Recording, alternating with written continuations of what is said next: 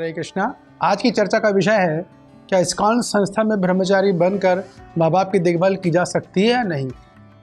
तो हम देखते हैं आज के समाज में बड़ा एक चर्चा का विषय बना रहता है कि या तो माँ बाप जो होते हैं वो अपने बच्चों को ब्रह्मचारी नहीं बनने देते हैं। वो भक्ति अलाउ कर देंगे, आप कृष्ण भक्ति करो, घर में रहो, जॉब करो, शॉप पे बैठो, सुबह जाओ शाम को आओ, तो मतलब गृहस्थ जीवन के लिए अलाउ कर देंगे। अगर ब्रह्मचारी की बात आती है तो माँ बाप भी बहुत ही शक्तिमान, यहाँ तक तो क्या डिवोटी माँ बाप भी हिचकते हैं कि ब्रह्मचारी कैसे बनाए बेटे को, क्योंकि ब्रह्मचारी बनने में बुढ़ापे में भविष्य में लोगों को कभी खतरा नजर आता है कि कौन देखभाल करेगा बुढ़ापे में, वो तो जवानी है सब हो जाएगा। और कभी कभी जो लड़के होते हैं वो जो ब्रह्मचारी बनना चाहते हैं वो भी ये सोचते हैं कि मेरे माँ बाप ने मेरे लिए इतनी मेहनत करके मुझे पाल पोस के बड़ा किया हुआ है, और मान लो बच्चा अकेला है, इकलौता है, तब तो बहुत ही चिंता का विषय हो जाता है कि अगर मैं इस्कॉन में ब्रह्मचारी ज्वाइन करता हूँ तो उनकी देखभाल कर पाऊँगा या कि नहीं कर पाऊँगा, उनकी सेवा कर पाऊँगा या नहीं कर पाऊँगा। तो ये प्रश्न, ये जिज्ञासा, ये भ्रम दोनों तरफ से रहता है। माँ बाप का भी बच्चे के प्रति भ्रम रहता है कि मेरा बच्चा अगर ब्रह्मचारी बन गया तो उसके बुढ़ापे में क्या होगा, कौन इसकी देखभाल करेगा। भाई ये चीज़ें प्रैक्टिकल है एकदम। और बच्चा ये सोचता है कि अगर मैं ब्रह्मचारी बन जाता हूँ, ब्रह्मचारी आश्रम ज्वाइन कर ले जाता हूँ, तो फिर तो मैं घर परिवार समाज से कट गया एकदम। कि ब्रह्मचारी बनने के बाद अगला आश्रम क्या, संन्यास है। तो ब्रह्मचारी आश्रम में सन्यासी की तो प्रैक्टिस हो रही है आसक्ति के नाम। और कभी कभी ऐसा होता भी है कि कुछ लोग जो होते हैं वो डिटैचमेंट के नाम पर बड़े हैवी स्ट्रॉन्ग प्रवचन दे देते हैं, ऐसा भी आता है कभी कभी। हाँ, जो मेच्योर होते हैं वो बिल्कुल पूरा बैलेंस्ड प्रवचन देते हैं। तो ये धारणा कि अगर हम ब्रह्मचारी बन गए तो माँ बाप की देखभाल नहीं कर सकते, ये धारणा उतनी ठीक नहीं है, उतनी उचित नहीं है। क्योंकि इस्कॉन में ब्रह्मचारी बनकर भी माँ बाप की देखभाल बहुत अच्छे से की जा सकती है, उनकी पूरी सेवा की जा सकती है। बल्कि जो सेवा हम घर पे नहीं कर सकते हैं वो हम इस्कॉन में ब्रह्मचारी बनकर उनकी सेवा बहुत अच्छे से कर सकते हैं। जब माँ बाप वृद्ध होते हैं, जब उनको हमारी आवश्यकता होती है। यदि मान लीजिए घर में एक दो भाई और हैं तब तो उतना अधिक प्रॉब्लम नहीं है, लेकिन यदि मान लीजिए कोई अकेला है तब तो काफ़ी गंभीर समस्या का मुद्दा हो जाता है। और यदि घर में 2-3 भाई वगैरह हैं और कुल मिला के अगर ऐसी सिचुएशन है कि माँ बाप की देखभाल कोई दूसरे भाई वगैरह कर सकते हैं, तब तो इतना दिक्कत नहीं है। यदि मान लीजिए ऐसा है कि माँ बाप की देखभाल दूसरे भाई बहन हो तो भी नहीं हो पा रही है, और जब नहीं है तब तो होने का प्रश्न ही नहीं है। तो ऐसा ये धारणा ठीक नहीं है कि इस्कॉन में ब्रह्मचारी अगर हम ज्वाइन कर माँ की देखभाल नहीं कर सकते। कम से हमारे साथ तो ऐसा बिल्कुल भी नहीं। हमारी खुद की माँ है, हमने इस्कॉन संस्था में ब्रह्मचारी जीवन हमने प्रवेश लिया हुआ है, ब्रह्मचारी जीवन जीने का प्रयास कर रहे हैं। आप लोगों से प्रार्थना करते हैं आशीर्वाद दीजिए कि इसी जीवन को हम कंटिन्यू कर सकें। साथ में हमारी माँ भी है, वो भी हमारे साथ आई हुई है।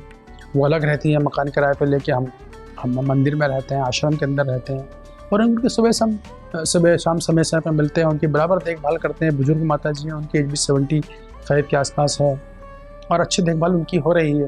देखिए सबसे बड़ा बेनिफिट क्या होता है कि जब हम लोग घर में कोई हमारा फैमिली मेम्बर बीमार पड़ता है, कोई क्रोनिक डिसीज़ अगर हो गया है और उसके बारे में लोगों को घर के अंदर डॉक्टर्स की बहुत अधिक जानकारी नहीं होती है, ये बड़ी प्रॉब्लम रहती है कि किस डॉक्टर के पास जाएं, किससे मिलें। अनजान डॉक्टर के पास जाना थोड़ा रिस्क सही रहता है। ऐसा नहीं है कि कोई तकलीफ घर में आई जो उठा साथ में नर्सिंग होम है उसमें चलेगा और दिखा दिया, हो सकता है सही भी हो लेकिन नहीं भी हो। लेकिन इस्कॉन संस्था में एक बेनिफिट ये रहता है, खासकर जब ब्रह्मचारी आश्रम में रहते हैं तो चूँकि ब्रह्मचारी आश्रम में ऐसे भक्त होते हैं जो कि 100-150-200 बच्चों का पालन पोषण कर रहे हैं, तो अगर रोज़ कोई ना कोई क्रोनिक डिजीज़ होता है, कोई ना कोई बीमार रहता ही है, तो उनसे आपको अच्छी जानकारी मिल जाती है पहले कि कहाँ किस जगह पर किस तरह के डॉक्टर हैं, किस तरह के डॉक्टर से लेना चाहिए, ट्रीटमेंट लेना चाहिए। एक दूसरा, ऐसे लोग हमें मिल जाते हैं जिन्होंने उस डॉक्टर से ट्रीटमेंट लिया हुआ है, जिनको उनसे फ़ायदा है, तो उनका अनुभव हम सुन लेते हैं तो हमें डॉक्टर पर विश्वास आ जाता है, फेथ हो जाता है। देखिए दवाई अगर लेना है तो डॉक्टर पर विश्वास होना बहुत ज़रूरी है, और विश्वास यदि ऐसे व्यक्ति से आए जिनको हम जानते हैं, जो हमारा परिचित है और वही डॉक्टर से रिकमेंड कर रहा है, तो बेस्ट होता है, बहुत अच्छा होता है।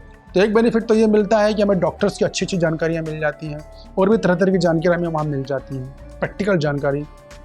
और दूसरा कि चूँकि उनके पास अनुभव होता है, एक घर में माँ बाप को बच्चे कितने बच्चे का पालना अनुभव होता है, 3, 4, 5, 10, इससे ज़्यादा क्या। आजकल तो वो भी बच्चे इतने लोग करते नहीं हैं, लेकिन वहाँ तो एक ब्रह्मचारी जो हेड होते हैं ब्रह्मचारी के, उनके 150 से 200 ब्रह्मचारी होते हैं, और जो हेड होते हैं वो ब्रह्मचारी को बच्चे के समान ही पालते हैं। तो पूरी देखभाल की जाती है उनकी, उनकी स्पिरिचुअल केयर करना, उनकी फिजिकल केयर करना, उनको फाइनेंशियल एस्पेक्ट्स को देखना, जितना हो सकता है उनसे करते हैं पूरा।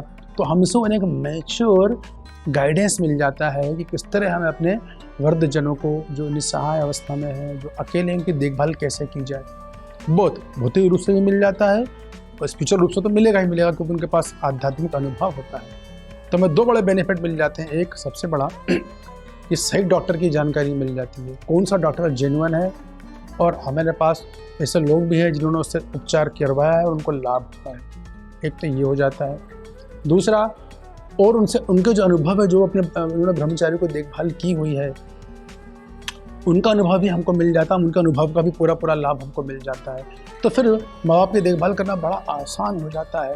बड़ी बड़ी समस्या जो मन में प्रश्न उठते हैं, कभी कभी दिक्कतें ऐसी आती है, किस डॉक्टर के पास जाएं, किसके पास नहीं जाएं, एलोपैथिक ट्रीटमेंट लें, होम्योपैथिक ट्रीटमेंट लें कि आयुर्वेदिक ट्रीटमेंट लें, कौन सा ट्रीटमेंट लें, और जाए तो फिर किसके पास जाए, कुछ काम नहीं करता कभी कभी। तो तब ऐसे समय में उनसे बहुत सहायता मिलती है, और सबसे बड़ी बात, उनसे आध्यात्मिक मार्गदर्शन मिलता है। ये ब्रह्मचारी रहते हैं, क्योंकि हम लोग शास्त्र के टच में रहते हैं, भगवद गीता के निरंतर संपर्क में रहते हैं, श्रीमद् भागवतम के संपर्क में रहते हैं, तो हमें शास्त्र का वो ज्ञान मिलता है जिनके आधार पर हम अपने बुजुर्गों की, वृद्धजनों की देखभाल बहुत अच्छे तरीके से कर सकते हैं। हम घर पर एक उतनी अच्छी देखभाल नहीं कर पाएंगे, कभी कभी जो हम इस्कॉन ब्रह्मचारी आश्रम में रह के कर लेते हैं, क्योंकि हमें दूसरे ब्रह्मचारी भक्तों का भी मदद मिलती है, उनसे भी हमें प्रोत्साहन मिलता है, उनसे भी मार्गदर्शन मिलता है। कभी कभी वो भी हमारी सहायता के लिए तैयार रहते हैं। यदि उनको हमारी आवश्यकता है, हमें उनकी आवश्यकता लग रही है, तो उनको कभी कभी अथॉरिटी भेजती हैं कि आप उनके घर पे चाहिए, थोड़ा माँ बाप को देखिए, या हमें हेल्प चाहिए तो हमें हेल्प देने के लिए वो आते हैं। तो एक बड़ा परिवार हो जाता है, जिस परिवार में 200-250 सदस्य हों। बुजुर्ग माता पिता की देखभाल करना कोई बहुत बड़ी चीज़ नहीं है, ना ही किसी पर लोड आता है, ना किसी को कोई बर्डन लगता है।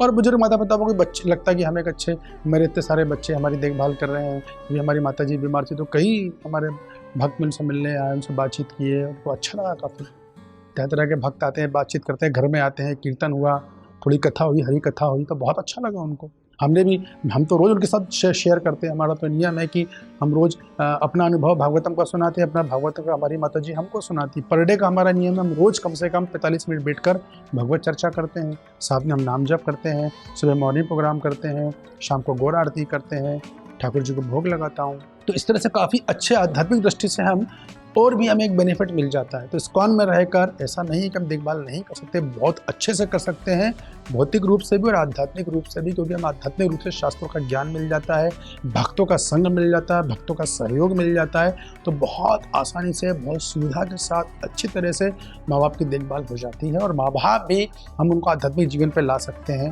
जैसे हमारी माता जी आज से 20 साल पहले आ चुकी थी, हमको देख के ही वो आई थी।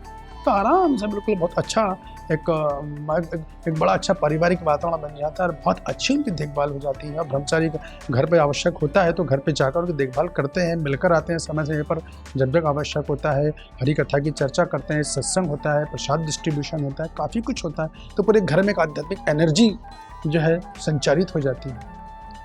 तो बहुत आसानी के साथ ब्रह्मचारी जीवन में माँ बाप की देखभाल की जा सकती है। ऐसा नहीं है कि नहीं है कि ब्रह्मचारी बन गए तो माँ बाप से वो कट ऑफ हो गए हैं, समाज से, परिवार से कट गए हैं, और परिवार से कोई मतलब ही नहीं। डेली संपर्क में रहें, आप फ़ोन से संपर्क में रहें, चर्चा करें, आवश्यक हो तो आपको भेजा भी जाएगा। ऐसा नहीं है कि नहीं भेजा जाता। कुछ समय रहे, अपनी सेवा करके आ जाए, फिर दूसरा भक्त भी जा सकता है अगर आपको लग रहा है तो सुविधाएं सब रहती हैं, और आराम से ब्रह्मचारी जीवन में रहकर हम बहुत अच्छे तरीके से माँ बाप की देखभाल कर सकते हैं। हरे कृष्णा कृष्ण कृष्ण हरे हरे, हरे राम राम राम हरे हरे।